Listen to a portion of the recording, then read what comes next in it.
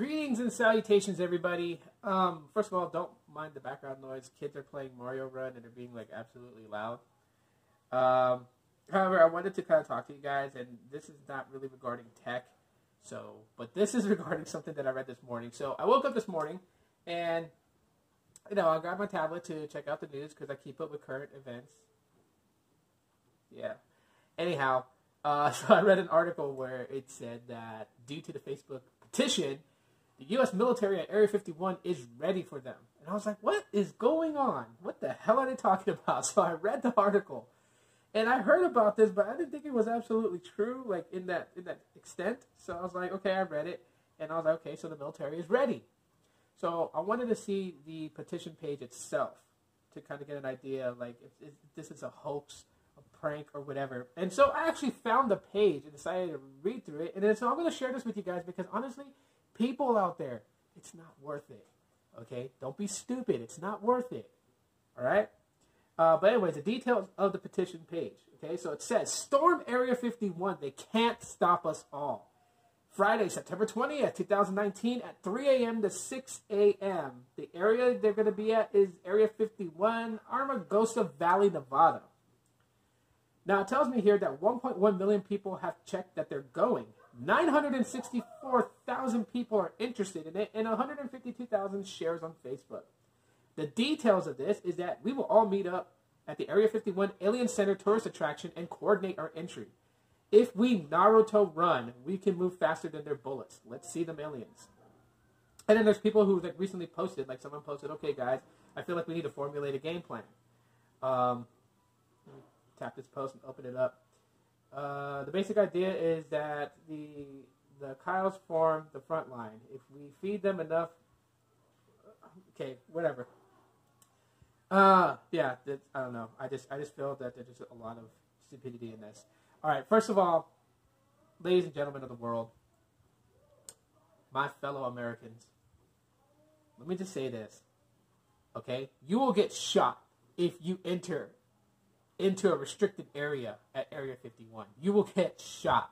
And I'm sorry to say it. I'm sorry to bust your bubble because, you know what? I like manga. I like Vampire Hunter D. I like Fist of the North Star. I like Death Note. I like Initial D. I like a lot of anime and manga. Let me tell you guys right now, okay? Naruto is not a real person. And so his running capability, where he puts his arms behind his back and leans his head forward into the wind and just runs really fast, that will not help you dodge bullets. I mean, think about it. If it did work, if you could dodge bullets by running like Naruto, don't you think that the U.S. government would have trained our operatives to do that in case of an invasion, to invade other countries, to take them out? Don't you think? I mean, do you guys really think that's what happened in Iraq, where we took over the country in 14 days? You really think our U.S. soldiers did Naruto runs to dodge bullets? It doesn't work. So you guys are going to get popped. Seriously, you guys are going to get popped.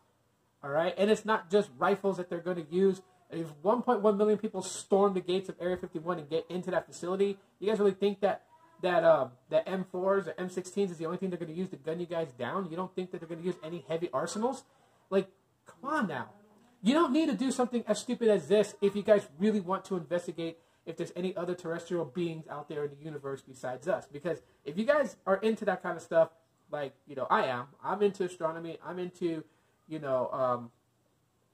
UFOs and aliens. I want to know if they're real, if anyone has caught sightings of them.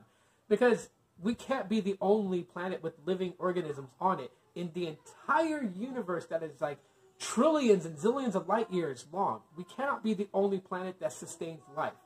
There has to be other planets that have life forms on them and probably more advanced technology.